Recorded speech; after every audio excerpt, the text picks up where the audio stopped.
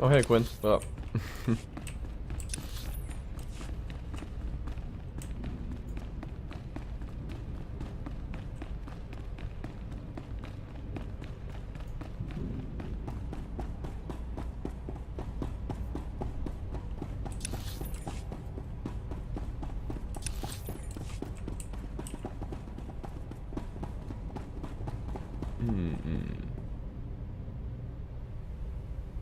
Yeah, I know, right? Isn't that funny?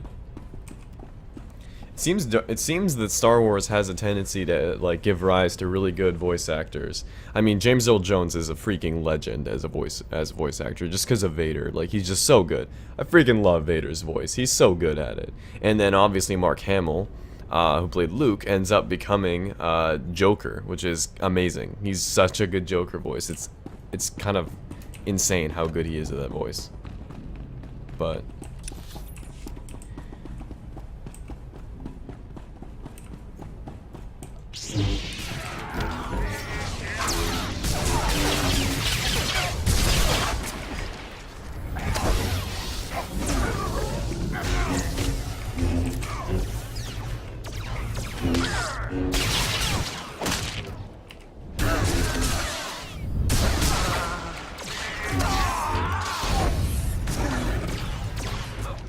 Engaging the enemy.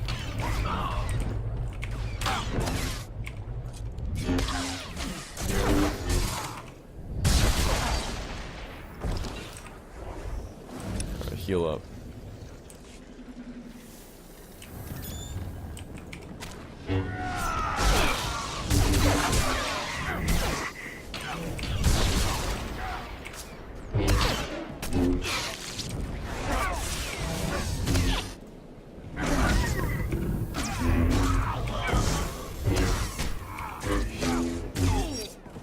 Job, Quinn.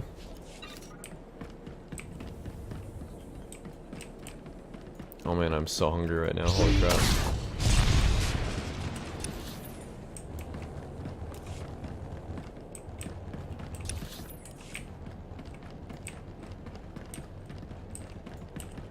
Oh, hello, Jedi. You're ready to die.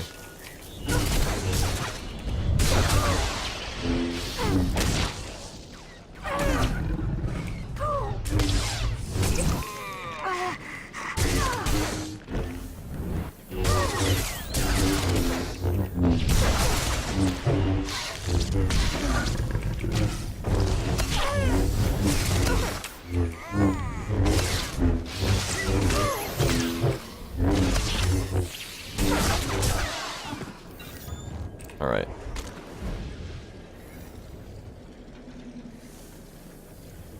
Alright.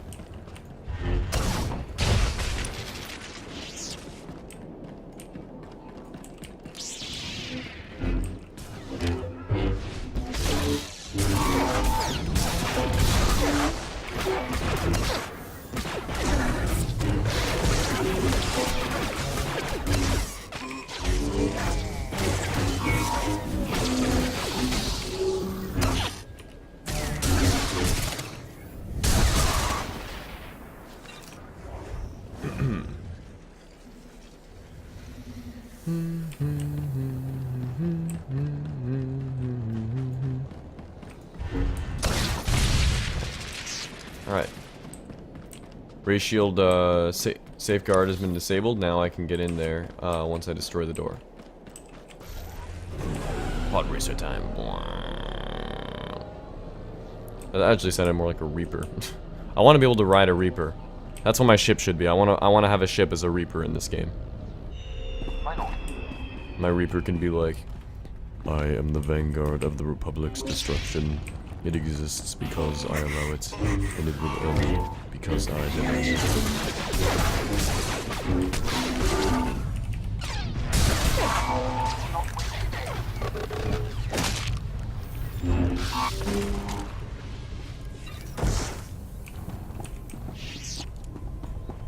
Can't believe I have to find my way back in again. Holy crap.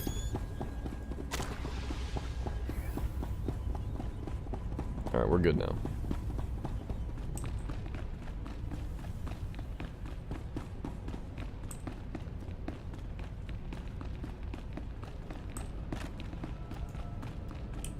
Hello, I'm back. Anybody home? I have returned, Jedi. The power stations are down. Great. With the force field down, we should be able to break the door open. On three. 1, 2, 3!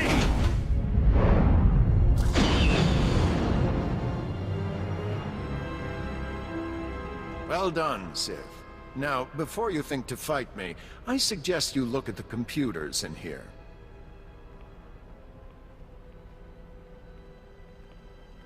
Alright, let's see what we got. I'd say they've seen better days. Still smoking. I wonder who could have destroyed them.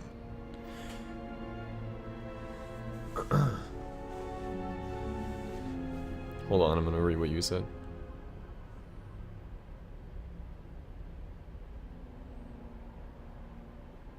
Oh yeah. I honestly, between those two, I'd say my favorite is Slade Wilson.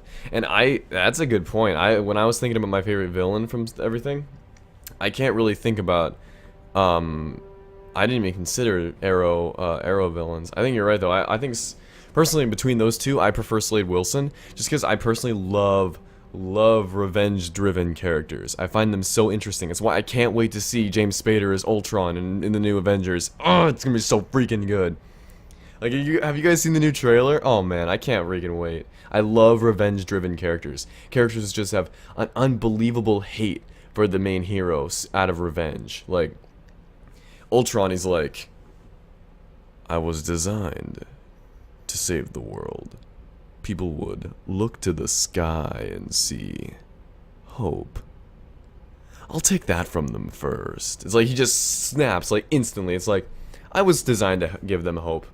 I'll take that from them first. It's like, out of nowhere, I all of a sudden just hate humanity. Like, it's freaking great how he just snaps in between talking about his design purpose, and then all of a sudden, like, but I hate them, so I'm gonna take hope away from them. And the same with Slade. Slade's like, Slade is like, he always is talking about how his promise to him, he's like, you cannot die until you know complete despair. And you will. I promise. It's like, oh man, I love Slade. Merlin's great too. I like his calculating and manipulative personality, but I just like Slade a bit more because Deathstroke is my favorite comic book villain of all time. So that helps, the fact that he's in Arrow, and also just the fact that he's just so revenge driven, and like I said, I love revenge driven characters. I don't like characters that are evil for the sake of being evil. I like people to have a reason for it, but especially when the reason is deeply personal and like it's a personal revenge-driven vendetta against the other main hero. That's when I really, really like it. So, sorry, enough with my ranting about villains, but I agree. I like both of those choices. I am Evil Lord, particularly Slade Wilson. If I had to pick one of those two, I would probably pick Slade Wilson. See, they've been seen better days. I'm still smoking. What? Just freaking. You just signed your death warrant. Be hasty. I did it to make sure no one else sent by Darth Barris could succeed. That is, after you and I stopped Lord Melicost. Now I'm the only one who knows where to go. Our goals are one, even if our motives vary. I suggest a partnership. Huh. It's actually kind of clever that he forced me into a position where I have to keep him alive. I have no quarrel with you, Tims. Let's work together. How unexpectedly amiable. Still, maybe a bit of caution. All I'll tell you is that we're headed for Deep Prison. The exact location of Darth Ekage's cell remains my secret. In good faith, I'll point you to her assassins. You can make sure they remain locked up while I get access to the Deep Prison. Okay. How do I know you'll make good on your promise? Because it's practical, and I am nothing if not practical. You might get the assassins to back down without a fight. Me? Not so much. Here are the coordinates. Holo me when you're done, and we'll get together and face the darts. It really will take both of us. Okay. I'm just gonna take combinations for this one.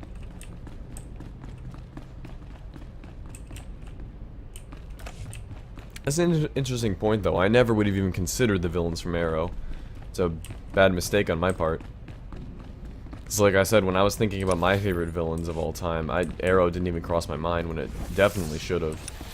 My bad. When I was thinking of personal favorite villains of all time, I really like Tom Hardy's Bane. A lot of people didn't like his voice and all that, but I personally really like Tom Hardy's Bane. I like him, I think he was written really well, and Tom Hardy did a great job playing him.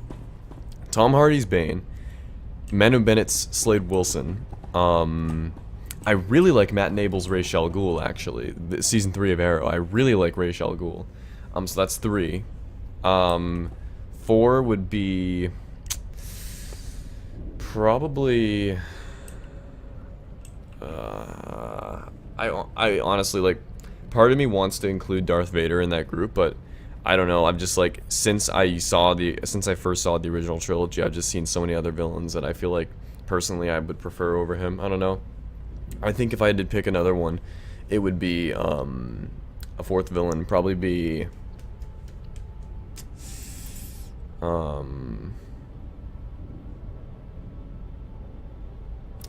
Zahir. Zahir from season 3 of Legend of Korra is one of my top villains of all time. I really like Zahir a lot. And then the 5th and final favorite villain that I've seen thus far of any movies or TV shows or even video games, I'd say, is probably Harbinger from Mass Effect 3 and Mass Effect 2. I really like the Reapers as a whole, and Harbinger in particular. I really like his character. I really like Harbinger, how he's like the leader of the Reapers. He's like the first Reaper. It's awesome. And I love the Reapers in general. I love them. So, however, I might have to bump one of those guys off the list very soon by the time Age of Ultron comes out, because I have a feeling Ultron is going to be taking their place as my favorite villain. Or taking someone's place as one of my top 5 favorite villains of all time. Probably Matt Nable, probably Ra's al Ghul's place. I find it easier for me to compare villains based on comic books rather than based on movies and TV shows, because different portrayals warrant different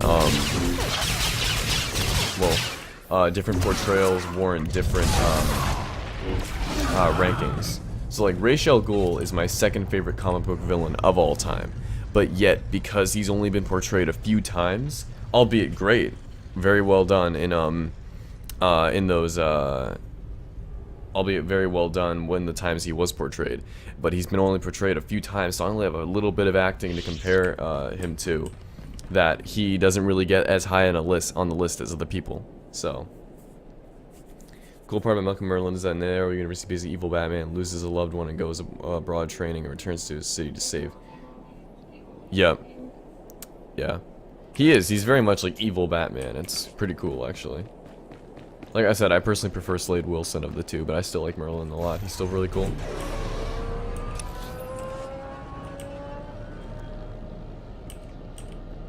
Yeah. I haven't even seen the movie yet, and I think that Ultron's gonna be in my top 5 list of favorite villains.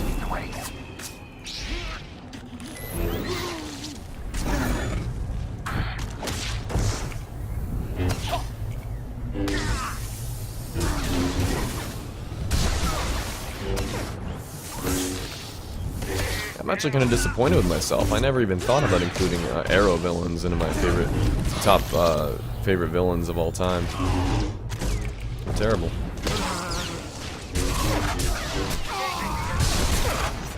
It's funny, I actually have a tendency to like the villains much more than the heroes when it comes to different movies or TV shows that I'll watch or games I'll play. I often will like the villain more than the hero.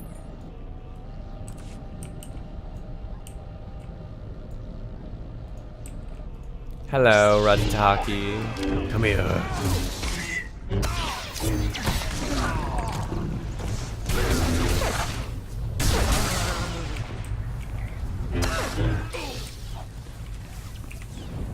Fight me, not him. Freaking gosh.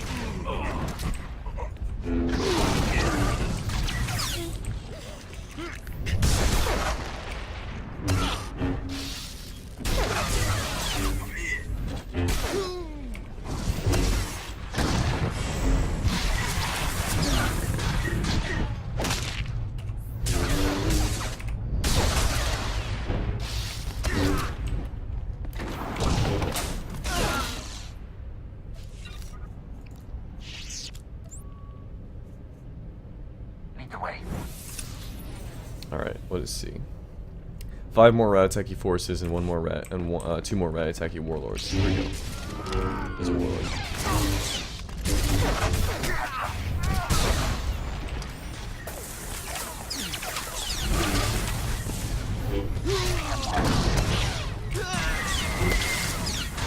Keep me alive, Quinn.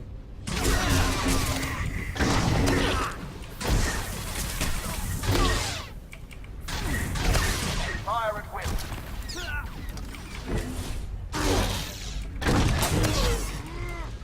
Oh yeah, definitely.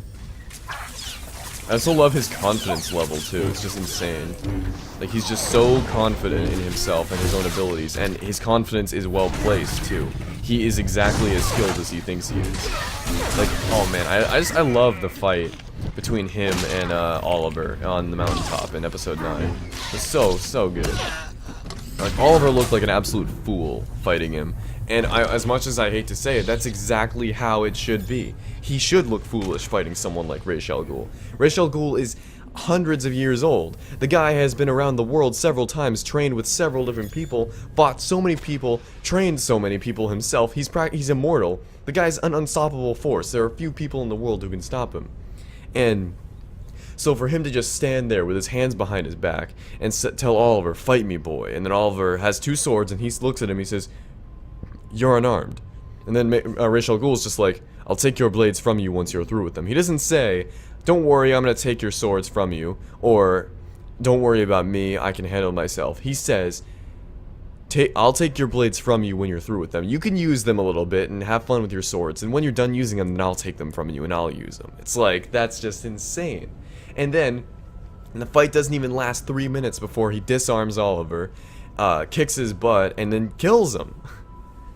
Like, it's insane. It's awesome. And I love Matt Nable's Ra's al Ghul much more than Liam Neeson's. Nothing against Liam Neeson's portrayal. I just really like Matt Nable's Ra's al Ghul. He has this sense of confidence and intimidation about him that when he walks, when he talks, it's like he's the most experienced, most skilled guy in the room, and everyone else around him knows it too. I couldn't help but laugh when Oliver thought that he could actually have a chance of beating Ra's. This is hilarious. Anyway, 4 more.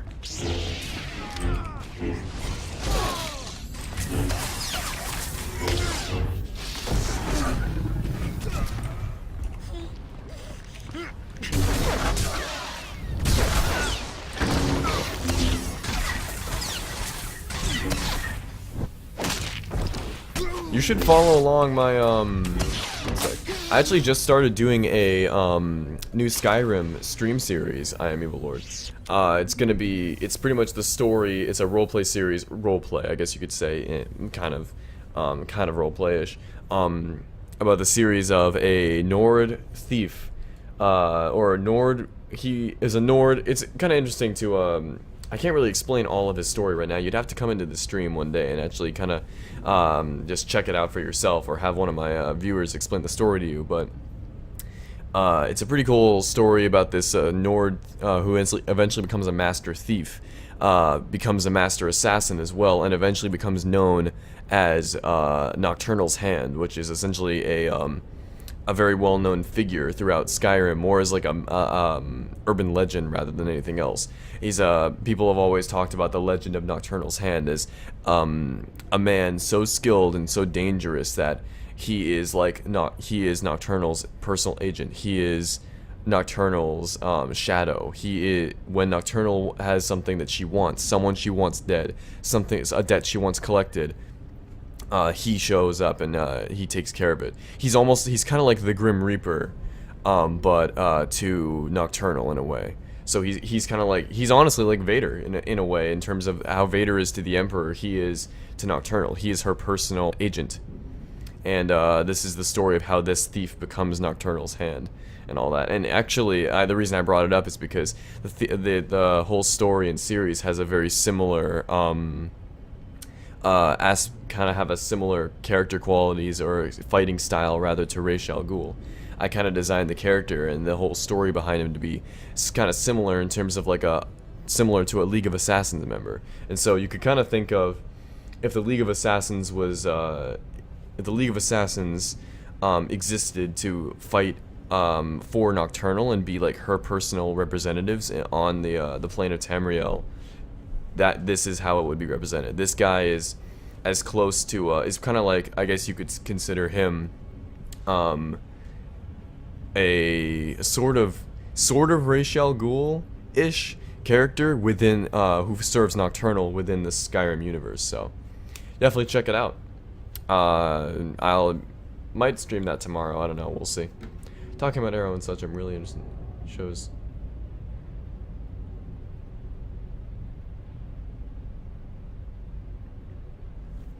That's an interesting thing. I believe that what they're probably going to do is that they are going to... I don't believe they're going to get their own show. I think it's going to be like a different thing. Captain Cold is probably going to be a part of a Rogues show, where they're going to have a show all about the Rogues fighting Flash.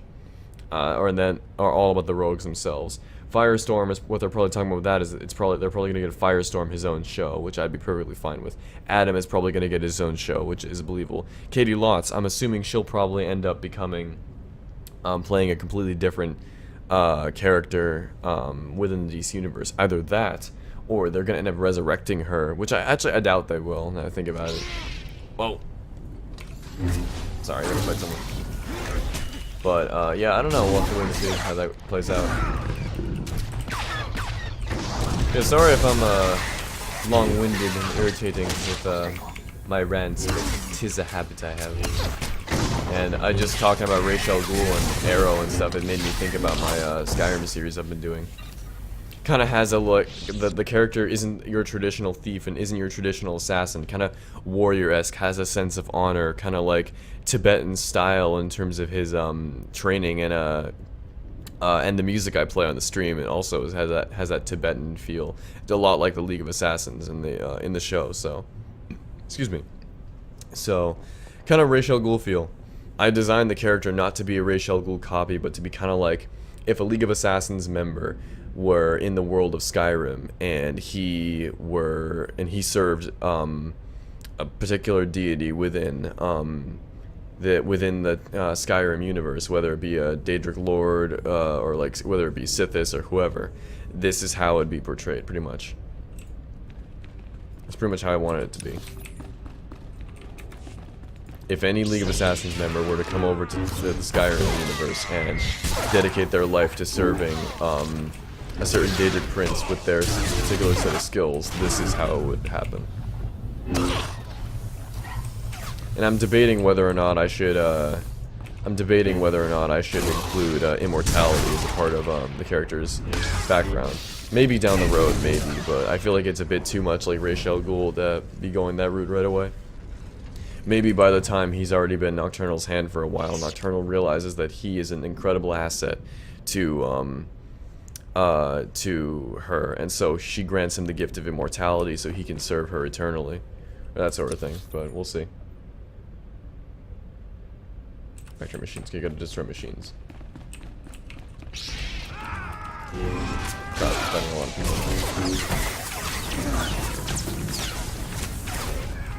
Ow. Oh my freaking gosh, gotta run. Just run.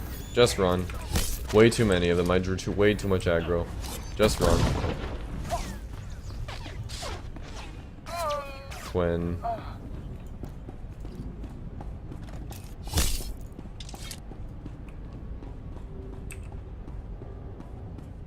Oh gosh.